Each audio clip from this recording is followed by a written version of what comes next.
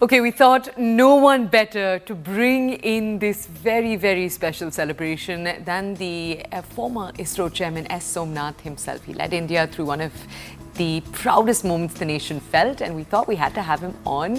Hello, thank you for joining us here on the show. Sir, National Space Day over the weekend, so we thought no better time to look back at Chandrayaan-3's landing on the lunar South Pole. It was a world first.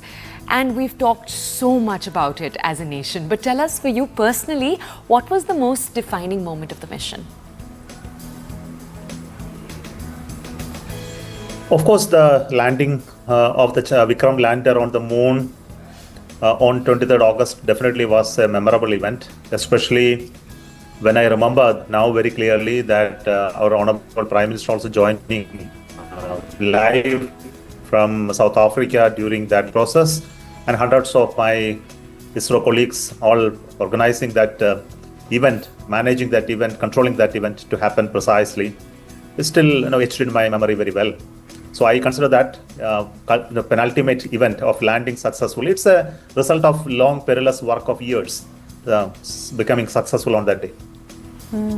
So it is you who declared India is on the moon. Verbatim, those were your words.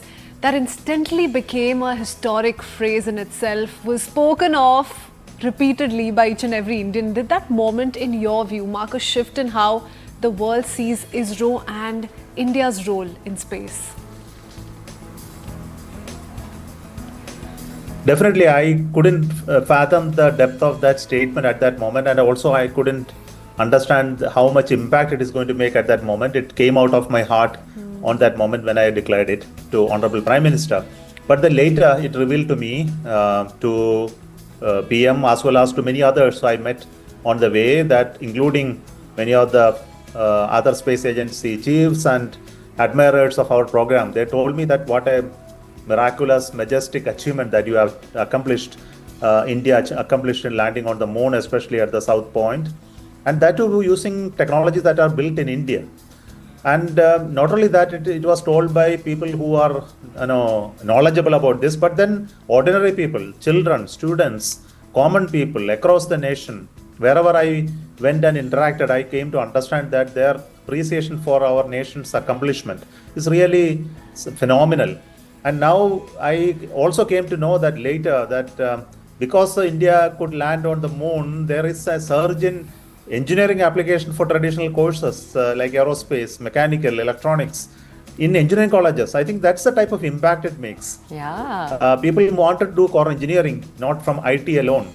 So it is only one example of the enthusiasm and interest that has been created in across the world, within the mind of the people, and also those who are watching India's growing.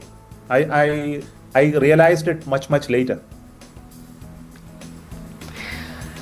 That's incredible, sir. Sir, tell us, right now, the man of the moment, in a sense, has been Shubhanshu Shukla and his mission to ISS. It's been described as the beginning of India's human spaceflight program, in a sense. And we just wanted to come and ask you, what for you are the most important lessons from that mission that will shape Gaganyaan?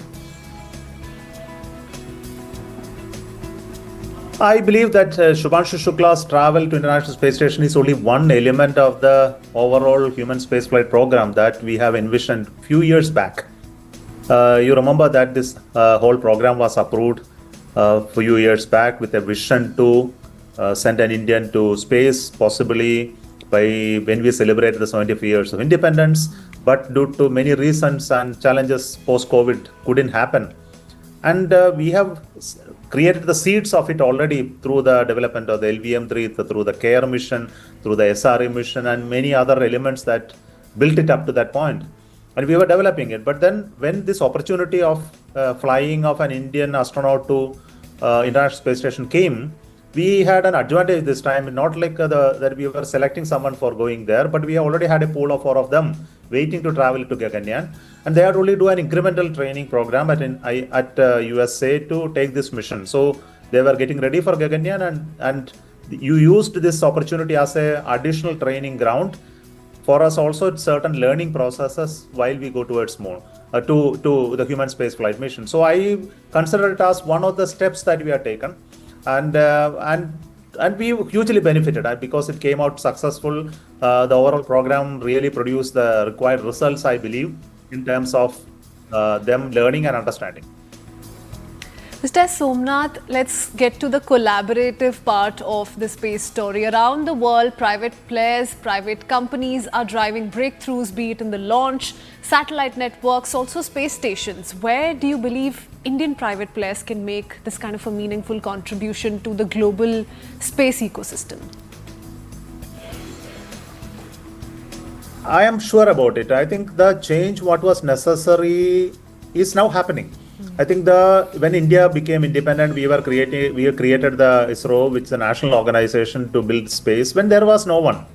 And after 60 years of our efforts to create the space capability today, now we have reached that time that now the operational part of that can be handed over to the private. This is one part of it. Second is the innovative mindset of the young people can be made use of it very more effectively in building startup companies and applications more for commercial use. Now you asked me a question related to how they will impact global space ecosystem. I think this is a different story. So globally, space domain is a geopolitically driven domain. So to become an active player in that requires first a homebound business where these people can really play and then create scale. So we are now looking at how we can increase this, then slowly pick up some of the global possibilities like launching satellites for others, developing applications that will be globally impacting like communication and navigation and activities like debris monitoring, surveillance, etc. So slowly I am able to see that. But this journey is a tough journey for everyone, including startups and big companies. But we hope that this journey will be definitely happening with a scale that we expect to increase, possibly something like a 10% of the global economy is what we are targeting in the next 10 years of time. Okay, sir, speaking about the next 10 years, we want to talk about India's dream for its own space station by 2035. Tell us, what will it take to achieve that goal in practical terms?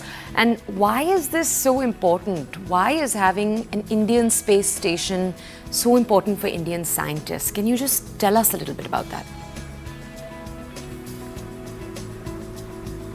No, I have no doubt about its practicability of making it happen. What we need today is a launch capability that can do this space station building, which is already having. We have our LVM-3, which is having a 10-ton to LEO capability and all the 5 modules. That is precisely we are working on Gaganyaan program, which has to be scaled up to handle some of the technological scale up which is needed for space station. Then third part is about operating a space station, the control and many other elements goes with it, which we are developing as additional technology, like power balancing, large scale control, the human and protection which are required, radiation protection, like that. There are many technological elements which goes into it. I think we are full grip of it. And I have no doubt that in 2035 by time we should be able to do that. Okay. Sir, if you had to define what makes India's approach to space unique, and this I ask in comparison to the other space superpowers, US, Russia or China, what would that one thing be, or one area where we need to work be identified by you? See, we have been unique in many counts. First is to start with the space program was oriented to develop applications, which was not the case for others. They developed rockets for missiles first, then developed satellites, then developed applications for it. So we went into the reverse direction. So we started with applications first, communication, earth observation, disaster mitigation services, then developed satellites when it was needed. That came through the IRS building, then the INSATs came.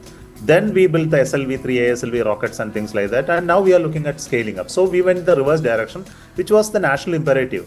So we even know today our programs are based on national imperatives, especially technological progress like the moon mission, etc. happened only when we have necessary to scale up to that level.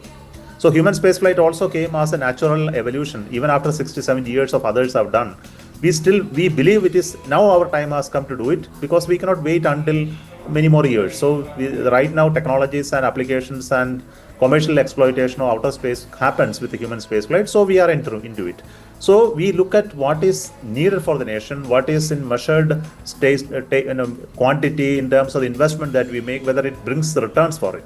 So And we now see there is a global possibility of building businesses out of it. So that we are now collaborating with private, and private people comes into space. It is no longer a protected domain. Right. So we look at, whereas, others have been having private companies from the beginning itself. So we have a different model which is suitable for an Indian economy, Indian approach to the doing it. And last part is frugality. I think we have done this job with extremely low cost, which is very well known and well appreciated.